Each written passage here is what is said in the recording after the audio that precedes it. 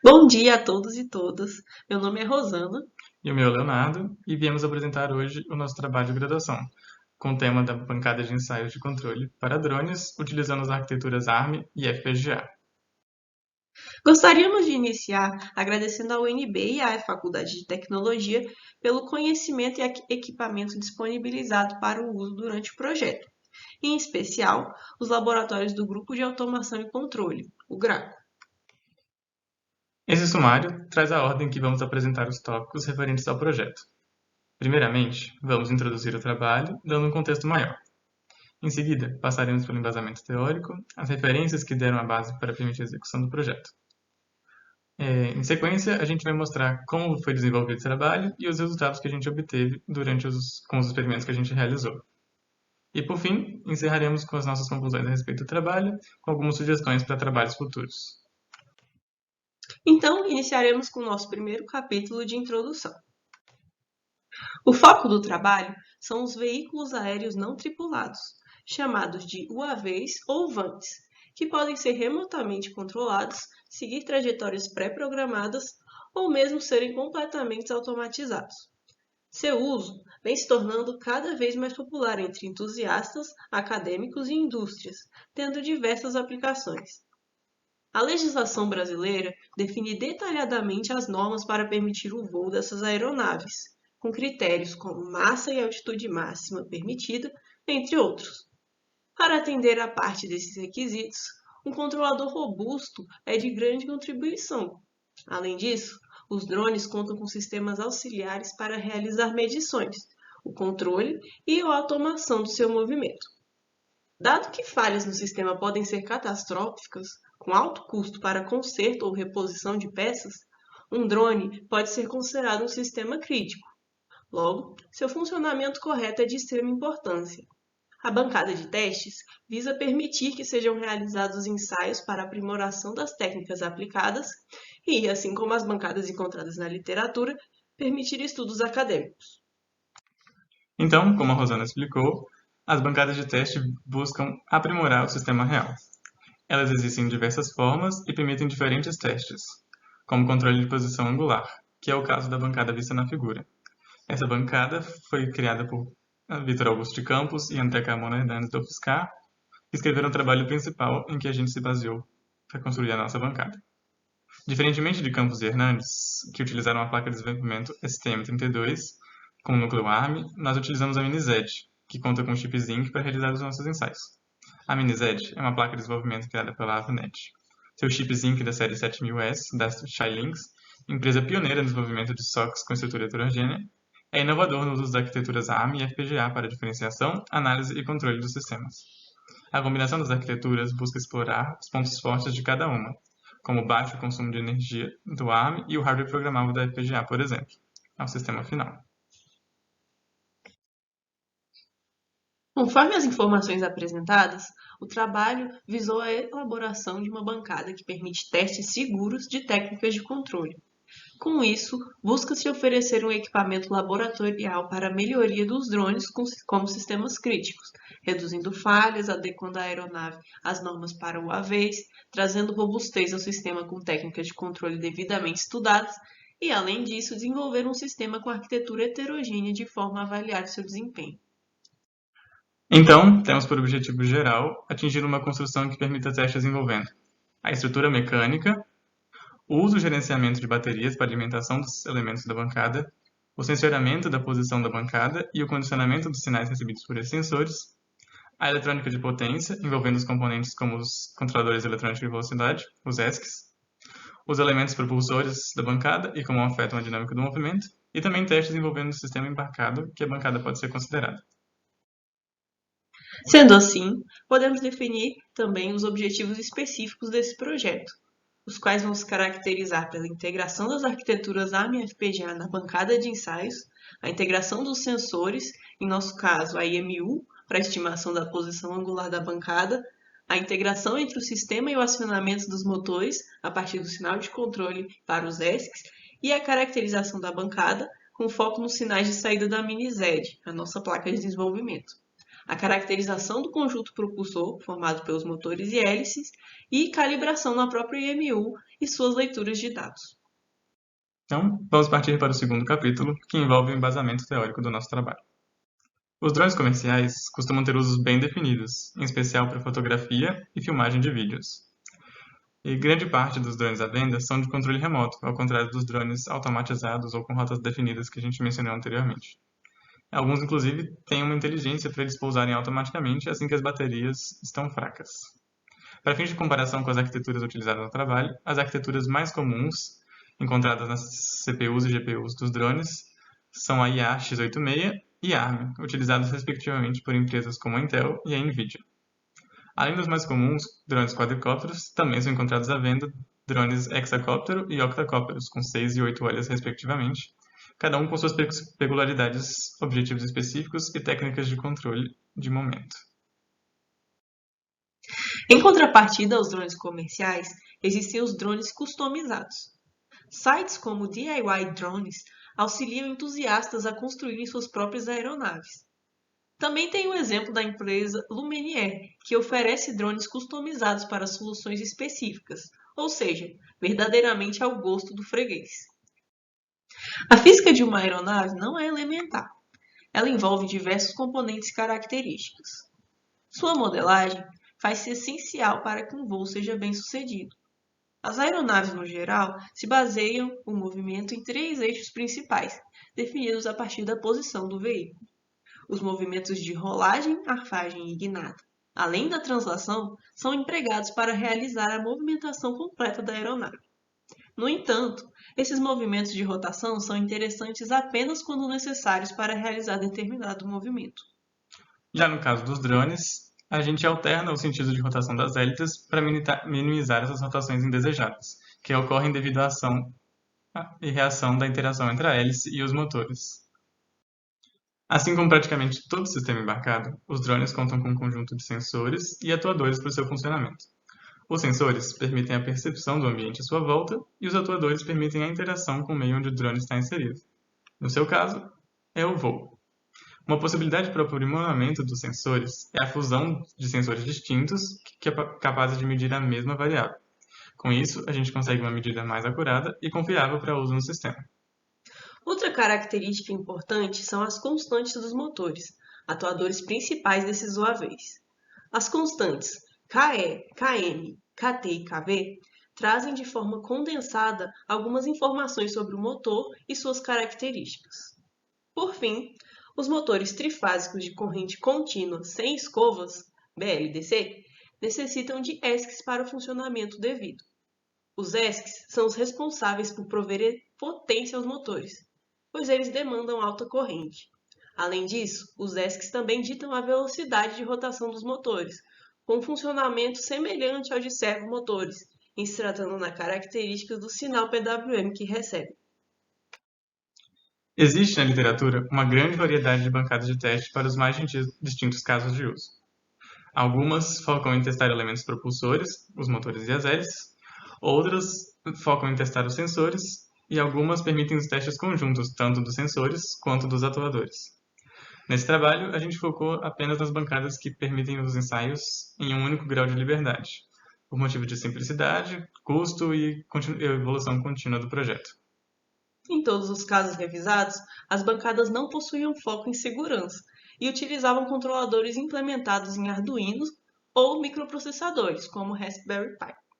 Nossa bancada tem como diferencial a tela de proteção para permitir o uso laboratorial com maior segurança e o uso da mini-Z com arquiteturas ARM e FPGA. Agora daremos início ao nosso capítulo de desenvolvimento e resultados obtidos.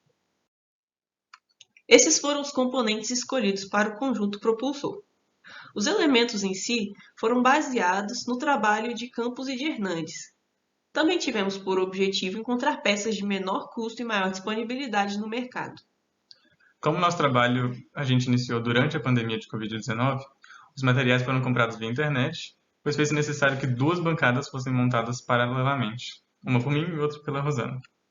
É importante ressaltar também que foi inicialmente escolhido o ESC Little B para uso junto com os motores, Mas como nós tivemos várias falhas durante o projeto, a gente teve que trocar pelo ESC genérico, esse de cor amarela, que vocês conseguem ver aí no slide. Então, os componentes escolhidos têm as seguintes características. Para o motor, a gente optou pelo modelo RS2205 da Reddy-Toskin, que tem um índice de KV de 2.300 RPM por volt, e é um motor trifásico sem escovas de corrente contínua, os BLDCs que a gente mencionou anteriormente, que eles têm a vantagem de eu conseguir oferecer uma maior velocidade do que os motores com escovas. Além disso, eles também não sofrem tanto dano mecânico devido a não ter o contato das escovas. Mas eles trazem a desvantagem de necessitarem do ESC para o seu correto funcionamento. Sobre o ESC que nós escolhemos, a gente optou por um modelo comercial. Apesar de existirem alguns modelos faça você mesmo, os DIYs, eles não apresentavam tanta repetibilidade para os testes quanto os ESCs comerciais. Então, o nosso ESC veio com índice de 30 amperes. Já sobre as hélices, elas foram escolhidas nos modelos mais simples e comuns, que é a classificação 50-40, para encaixar nos motores, obviamente, com um diâmetro de eixo de 5 milímetros, e hélices plásticas de 2 partes, que eram os modelos mais comuns e que são amplamente utilizados nos drones. Sendo assim, os componentes utilizados e escolhidos para o nosso projeto foram uma mini ZED, uma unidade de medição inercial com acelerômetro e giroscópio, um motor no sentido horário e um motor no sentido anti-horário, 2 hélices espelhadas para drone, 2 ESCs de 30 amperes, uma fonte de 12 volts, 50 amperes e 600 watts, conectores do tipo jumper e uma protoboard. Então, com esses componentes, o sistema em sua totalidade é representado pela figura apresentada. A mini ZED permanece conectada ao computador via cabo USB, tanto para alimentação quanto para os envios de dados para a captura dos resultados. Além disso, a placa também realiza a leitura dos dados da IMU, utilizando o protocolo IDC, e ela atua enviando sinais de PWM aos ESCs. Os ESCs já são alimentados pela fonte de tensão que a gente mencionou, e que está substituindo as baterias, e os ESCs realizam o controle de velocidade dos motores, a partir do sinal de PWM que eles recebem. Por fim, os motores das hélices são responsáveis por movimentar a gangorra. Após a seleção dos componentes elétricos e eletrônicos, o projeto mecânico foi iniciado pela escolha das dimensões da bancada para permitir a amplitude de movimento desejada, acesso aos componentes e distância suficiente entre os propulsores. Com as decisões tomadas, nosso orientador, professor Jones, encomendou as peças em perfis de alumínio estrutural nos tamanhos definidos, com seus componentes de fixação para montagem rápida. Para possibilitar a amplitude de rotação definida, foram escolhidos componentes como o mancal de rolamento, que permite a rotação sem interferir no movimento, e a viga principal com seção transversal em U, para reduzir a deformação da viga devido ao momento fletor. Nela, os propulsores são fixados de forma a não colidir com a estrutura da bancada. Os componentes eletrônicos foram fixados em locais acessíveis, seja dentro da estrutura, como a IMU e os ESCs, ou fora, como o caso da mini ZED. A IMU foi acoplada ao centro da viga. A programação da placa de desenvolvimento, a mini ZED, se deu pelo uso dos programas oferecidos pela Xilinx, focados em produtos da Avnet, que utilizam os chips da própria Xilinx. O Vivado é o ambiente que foca na programação da arquitetura FPGA, utilizando as linguagens Verilog e ou VHDL para descrever o hardware programável. Já o SDK, ele foca na programação do processador em ARM e pode utilizar as linguagens tanto C quanto C++. Nosso trabalho utilizou tanto Verilog quanto VHDL para a descrição do hardware na FPGA e a linguagem C para uso no processador ARM. Com o hardware programado e a integração realizada entre as arquiteturas, foi criado um programa para ativação dos ESCs, que controlam os motores. Com os sinais de PWM, gerados em um bloco de hardware, recebidos da mini ZED, cada ESC controla um motor para a movimentação do gangorra. Utilizando o protocolo IDC, também com blocos feitos em hardware, foi feita a leitura dos sensores a fim de obter a posição angular da gangorra. Finalmente, quando foi provado que cada componente do sistema funciona corretamente, tanto separado quanto em conjunto com os outros, foi elaborada uma malha de controle utilizando todos os elementos. Para caracterizar o sinal de PWM gerado, foi elaborado um programa que permitia a seleção manual do nível de Dutch Cycle, que representa a porcentagem do período da onda em que o sinal permanece em nível alto lógico. No caso da mini-Z, esse nível é em 3.3 volts. Um osciloscópio foi utilizado para medir o valor real de Dutch Cycle e calibrar quais valores deveriam ser utilizados no programa. Como os ESCs funcionam semelhantes aos servomotores, eles recebem um sinal de 50 Hz, tendo os valores definidos de 5 a 10% de Dutch Cycle. Para este trabalho, os valores foram ajustados para o intervalo de 5,07 a 10,11%, que não representaram alteração significativa.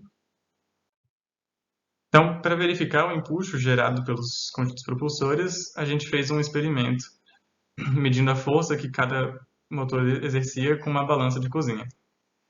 Utilizando esse programa que a Rosana acabou de mencionar, que permite escolher os Dutch Cycles manualmente, a gente coletou pontos para os pontos de força em diversos níveis de Dutch Cycle. Com esses dados, a gente conseguiu realizar a linearização da curva, já que o espaçamento entre os pontos se aproximava bastante de uma reta, e com essa linearização, a gente conseguiu obter a relação entre a força de empuxo gerada e o sinal enviado aos ESCs. Aqui temos uma ilustração de como foi realizado o nosso experimento para conseguir a relação entre força e sinal de Dutch Cycle enviado. É importante dizer que o motor que foi acionado, no caso o esquerdo, estava sobre um vão que era para não sofrer tanta influência assim do efeito solo. Esse efeito basicamente se caracteriza pelo fato de quando acontece uma movimentação do fluido em si, no caso o ar, e ele bate no solo, ele sofre uma reflexão e acaba influenciando ali a força, dando a entender, a parecer também, que a força é maior do que realmente está sendo aplicada. Assim, o motor esquerdo ele tentava rotacionar a gangorra e aquela haste metálica não permitia o movimento, mas capturava a força gerada ali na balança. Depois de coletados os dados para diversos valores de Dutch Cycle, a gente conseguiu a linearização da curva anterior. Para a captura da posição angular da gangorra, foram adicionadas duas ferramentas de medição. Um transferidor preso à bancada, como medidor inercial, tendo um ponteiro preso à gangorra, e uma unidade de medição inercial, a IMU. A IMU foi utilizada para fecharmos a malha de controle, como feedback do sistema, sendo utilizadas as funções de giroscópio e acelerômetro. A sua calibração foi realizada com 6 medições, sendo calculada uma média aritmética simples. Com o auxílio de um aparelho celular como referência, medimos a posição angular real da gangorra na calibração. Nessas medições, a gente conseguiu obter os valores de bias ou viés dos sensores, tanto os 3 eixos do giroscópio quanto os 3 eixos do acelerômetro. A partir disso, a gente usou o filtro de Kalman, o código que o nosso colega Júlio Eduardo proveu para a gente. Já que o seu trabalho de graduação também usa a mini-Z e o mesmo sensor. Com o filtro de Kalman, a gente conseguiu realizar a fusão dos sensores. E com os dados dos dois sensores, a gente calculou uma estimativa da posição angular, dependendo dos dados sensoriais enviados pelo IMU. A fim de obtermos então a nossa função de transferência, a gente se baseou na segunda lei de Newton para a rotação, adicionando ali a componente de atrito viscoso ao sistema. O momento de inércia J foi estimado considerando a gangorra como uma barra delgada. A força resultante foi extraída da diferença entre as forças de empuxos geradas pelos motores e hélices relacionados ao Dutch Cycle, encontrados na partir daquele experimento da balança. O coeficiente B, que representa o aperto do sistema, foi estimado experimentalmente. Então, para estimar o valor dessa componente B de atrito viscoso, a gente fez várias medidas a respeito da resposta a uma entrada degrau de referência. Com os dados coletados e o toolbox de identificação do sistema do MATLAB, a gente obteve o valor aproximado dessa componente B. É importante ressaltar que, apesar de a Toolbox entregar uma função de transferência completa do sistema, a função de transferência que a gente encontrou na Toolbox se aproximava bastante da que a gente tinha obtido pela modelagem teórica. Então não fez necessário substituir os valores, só o da componente B, que era a nossa incógnita. Assim, a gente conseguiu obter a função de transferência completa e relacionando a posição angular de saída e o duty cycle resultante, que é a diferença dos duty cycles de cada um dos motores, para uso nos ensaios, que tem a forma apresentada aí no slide. Utilizando o MATLAB, a gente realizou a discretização do sistema, com uma taxa de amostragem de 0,2 segundos e utilizando o método de segurador de ordem zero. Com o sistema discretizado, fizemos uma simulação da resposta ao degrau unitário no ambiente do Simulink, seguindo o método de Ziegler-Nichols, para encontrar o ganho e o período crítico do sistema. A partir disso, elaboramos um controlador PID, que aplicamos à bancada. Para corrigir erros de estabilização, o controlador foi alterado para um proporcional apenas, com a constante proporcional modificada até que se atingisse uma resposta satisfatória, sem grandes oscilações e com amortecimento não muito elevado. A seguir, a gente vai mostrar duas das filmagens realizadas com a malha de controle em ação na bancada. Então aqui a gente tem a resposta do sistema por uma referência de 0 graus, ou seja, com a gangorra na horizontal, e o gráfico representando os dados capturados durante a execução do programa.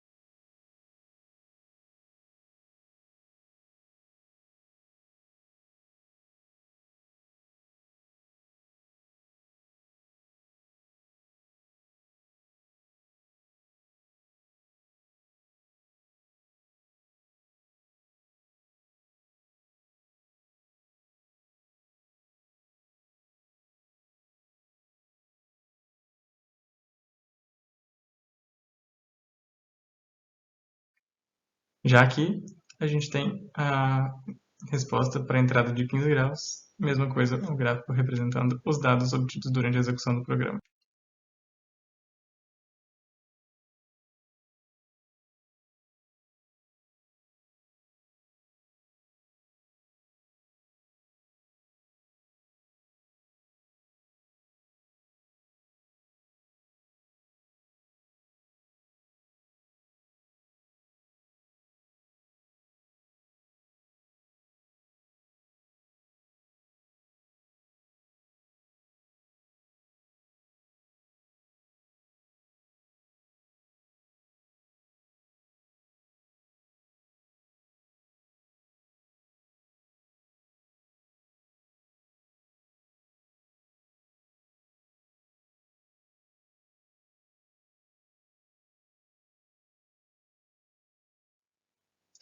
Agora, nós iremos para a última parte do nosso trabalho, que é a conclusão. Bom, então, algumas considerações gerais que nós obtivemos com esse trabalho. Primeiro, a Minized é uma ferramenta muito boa para aprendizado. A sua arquitetura complexa envolvendo ARM FPGA ela é muito interessante no ambiente educacional para que as pessoas consigam entender melhor o funcionamento dessas arquiteturas. Em relação ao nosso projeto especificamente, nós tivemos algumas dificuldades em relação a como lidar com a Minized também na bancada. Algumas outras foram relacionadas ao efeito solo em si nos propulsores, que dificultou a modelagem do sistema, a perda de alguns ESCs que ocorreram porque eles queimaram ou desprogramaram, e também algumas interrupções nas leituras da EMU que nós obtivemos durante a malha de controle. Então, dizem que é errando que se aprende, né? Então, podem dizer que a gente aprendeu muito com a Minized. Então, algumas perspectivas futuras que tivemos enquanto a gente desenvolveu o trabalho. Pode ser estudado o efeito das condições atmosféricas, como a pressão e umidade do ar, durante a execução do projeto e como isso afeta os propulsores. Pode ser desenvolvido um circuito de proteção dos ESCs, como a Rosana mencionou. A gente teve a perda de alguns deles durante o trabalho, então o circuito seria interessante para evitar essas perdas. A gente acredita que o sistema pode ter uma identificação mais aprimorada para atingir uma função de transferência mais próxima do sistema real. Pode ser testadas técnicas de controle distintas, como a gente só conseguiu implementar o controlador proporcional, outras técnicas de controle, como o próprio PID, o controlador por avanço ou atraso de fase, por exemplo, podem ser estudados também. Como a gente mencionou, as fontes podem ser trocadas por baterias para verificar o efeito do uso delas, de quando elas estão descarregando e como isso afeta o sistema. E também uma outra sugestão seria a implementação de um controlador no próprio hardware, utilizando melhor a estrutura disponibilizada pela arquitetura da FPGA. Por fim, gostaríamos de agradecer a todos presentes, em especial ao nosso professor orientador Jones, que nos acompanhou durante todo o projeto. A gente gostaria de agradecer também ao SlidesGo, que ofereceu o modelo dos slides que a gente utilizou. Então, para qualquer perguntas, estamos à disposição. Obrigado.